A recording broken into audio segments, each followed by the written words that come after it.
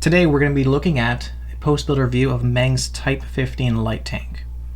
For a brief background, the Type 15 light tank is a relatively new Chinese light tank designed to operate up in the mountainous regions of China, so it's got a special diesel engine to operate in the lower oxygen environments and stuff like that. It's quite interesting, kind of unique. Some countries now are going towards more light tank styles of vehicles, and of course the US has that new M10 Booker, which is similar, but supposedly not a light tank. Anyways, this is a great kit. However, there's two boxings of this kit. The boxing I have here is the version with the up armor package, and I would only recommend buying this version of the kit. Initially, MENG released the initial version of this vehicle, which didn't have the up armor package, which is all this kind of ERA you can see on the hull and turret front, as well as a new remote weapon station and a few other details on the top. So the initial boxing didn't have any of that.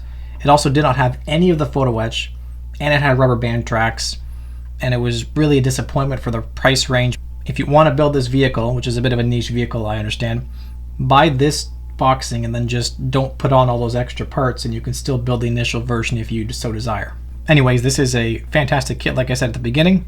I really enjoyed it. I've built a few MENG kits and I've loved all of them. MENG traditionally molds on more of the detail than usual, kind of approaching Tamiya, but also like Tamiya, there is very little sacrifice in terms of the detail. Things are molded on like, small handles and maybe some of the vents and little details, but they still look really, really crisp. You can definitely put this thing together in a week if you really focus on it. Much like other MENG kits I've built, the instructions are fantastic. Parts that are going on in this step, actually highlight them in a different color. That makes it obvious what's going on now, and it can reduce the clutter that sometimes happens with a billion arrows going on, like in a Dragon kit, for example. This boxing also comes with the photo etch I mentioned before, which is a nice level of PE. You have 2 frets total, a few sheet metal components, and mesh details, as well as a wheel mask, which is really appreciated, but there's not a crazy amount of photo etch. The most complicated piece of photo etch in the kit is a little vent cover on the top here, and they give you a 2-part plastic jig that actually folds the part for you, which is really nice. I had no flash on any of the parts, no fit issues. The only modifications I did to the base kit itself, not including aftermarket, would be on the few spots on the turret, like for example right here. The separation lines between the ERA blocks weren't continued around the edges of the panels, they're just kind of on the top because of how the part's molded. So I simply use a razor saw to carve that line in. As well as in a couple of spots I added some wiring, because in a few areas it kind of just disappeared. Like for example on the side of the turret there are these conduits to the sights, the commander's sight and the gunner's sight. So the conduit just kind of goes on the side and then ends. So I used some 10 thou styrene rod and bent that to continue it up across here to the commander's sight, and the same thing on this side here for the gunner's sight. I also used the same technique to add some wiring on the remote weapon station. You might be able to see that here. I used some 10 and 15 thou styrene rod to add some of the wiring you often see on these things. Without wiring, remote weapon stations can look a little bit barren. I had a few disappointments with the kit, nothing major. The kit includes 2 rubber parts, and we don't like rubber in a kit because paint doesn't stick to it. It's hard to clean up. We want everything in plastic, right? What's included as rubber is the gun mantlet and also the hoses for the fuel tanks in the back here. For the mantlet, I simply bought an aftermarket set. This is super cheap, so it was worthwhile for sure. This is a 3D printed part from Liang.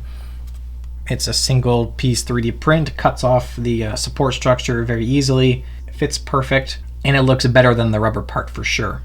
The kit gives you 2 parts here, and one is for the gun being level and one's for the gun being raised. You have to go with the raised option, which is part C57, I believe. Only that one will actually mate up with this 3D printed part. Now for the hoses on the back, you can't really work around this, you have to use these parts. Now the rubber hose is a single piece, not terrible, but you do have a few spots where it was attached to the rubber plastic sprue, and it's really hard to clean that up because you can't sand it. It's rubber. So you just do your best and you have a little bit of damage to the part. Is what it is, right? When I glued this part onto the rest of the vehicle, I wanted to make sure that the rubber wasn't going to separate from the plastic. So I super glued it with the barrels here, the fuel tanks, not in place. I left them all loose, and that way I could glue the rubber to it and to the base hull with the rubber hose piece in a relaxed position so there wasn't any strain. Let the glue dry for a few hours, and then I bent everything and shaped it and pushed these guys in place, and then the hose now sits in a realistic looking position and it is securely glued. Additionally, you notice that I added some welds here. As with every single fuel drum in any kit ever, you have big gaps on both sides, and I really didn't want to fill them, so I just cheated and added a Archer resin weld decal on both sides, which is not realistic. You would only have it on one side because it would be rolled together, but I don't care. It looks good enough. My second minor disappointment with the kit was that there are a few spots where you have to deal with some pin marks. Not terrible. The only areas where they're actually going to be visible in the end is a few spots on the parts of the remote weapon station, and you also have them on the inside of these kind of stowage bin armor. If you look in from the top, you can barely see a few pin marks, so you can fill those or just jam some stowage in there and it'll be fine. And my third minor sticking point with the kit is that the gun is supplied as a plastic part with two halves, so you end up with a nice big seam line down the entire thing.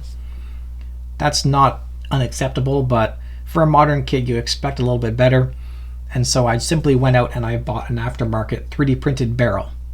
Now this is the first time I've ever worked with a fully 3D printed barrel, not a metal one, and I'm greatly impressed by this kit from Orange Hobby because it has a like a metal rod inside it to keep it from warping, because I've had some cast resin barrels from Panzer Art that warped. So this is dead straight, looks amazing. There is of course the support structure which needs to be cleaned up. Sanding off that support structure was less stressful because it's all on the bottom, so even if there's a little bit of damage you're less likely to see it.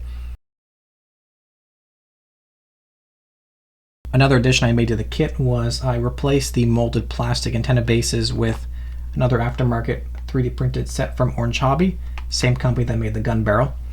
And these give you replacement bases, and they also give you the antenna piece, which I think looks much better than just the plastic base. You definitely don't need to get this part, but it is a nice detail. And the kit also gives you the bases in like a bent down position if you want to tie them back, as you often see on modern vehicles. The last thing I'll talk about regarding the build is the suspension.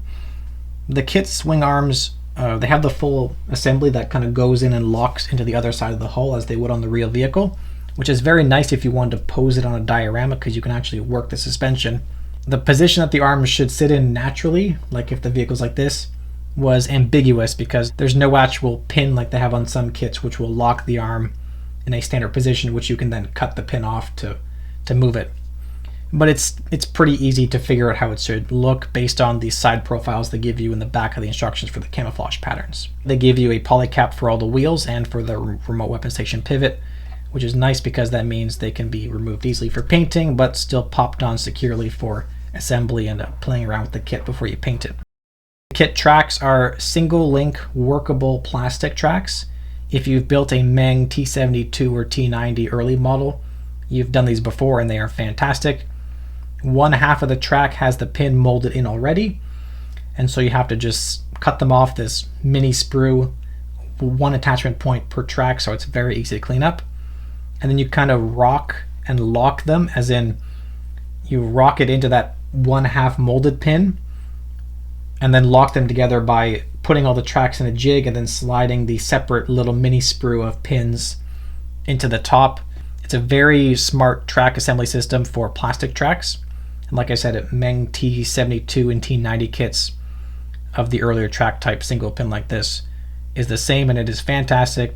The plastic tracks kind of kink up a little bit, but they work very nicely, so you can easily put them on and off the vehicle.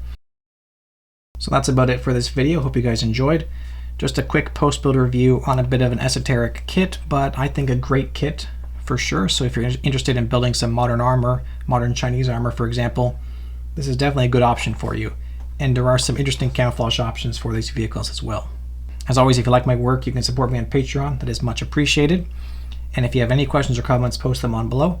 I always read through them all. And I will see you guys next time. Until then, stay safe and happy modeling.